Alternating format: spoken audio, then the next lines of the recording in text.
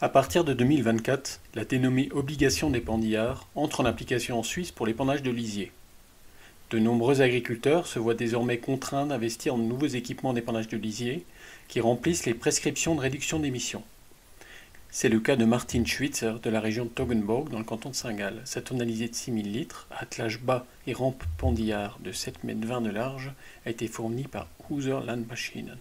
La charge de l'essieu de cette citerne atteint 9 tonnes et la charge au niveau du timon 2,5 tonnes. Le poids maximal autorisé s'élève à 10 tonnes.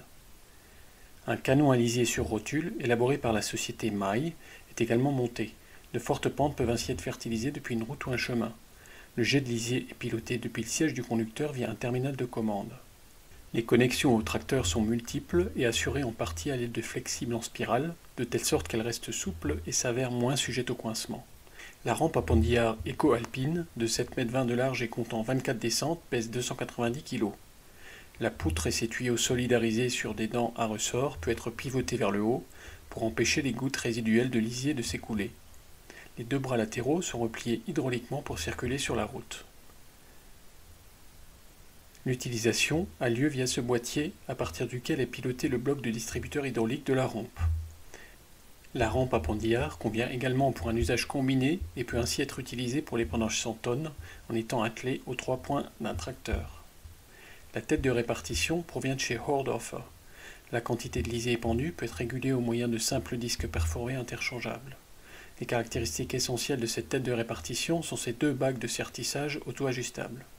Les pierres et autres corps étrangers sont écartés vers le bac à pierres. L'essieu provient de BPW. La monte pneumatique BKT de dimension 710-45R22.5 a été choisie délibérément large pour préserver les sols. Ceci a néanmoins pour conséquence de porter la largeur du véhicule à 2,70 m, qui requiert ainsi une plaque d'immatriculation brune. La citerne à lisier est équipée du système de freinage électronique EBS de dernière génération, signé Wapco. Les jantes sont dotées de grands volants magnétiques pour que le système anti-blocage fonctionne aussi de manière fiable, avec une grosse monte et à faible allure. Le BS exige impérativement un déshydrateur d'air sur le véhicule tracteur, sans quoi l'installation peut subir des dommages. Le BS intègre également l'assistance contre le renversement RSS.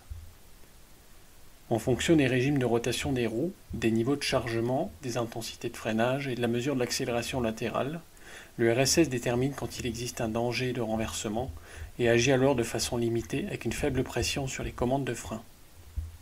En se procurant cette nouvelle tonalisier dotée d'une rampe d'épandage à pendillard, Martin Schwitzer s'est conformé à la réglementation sur la qualité de l'air.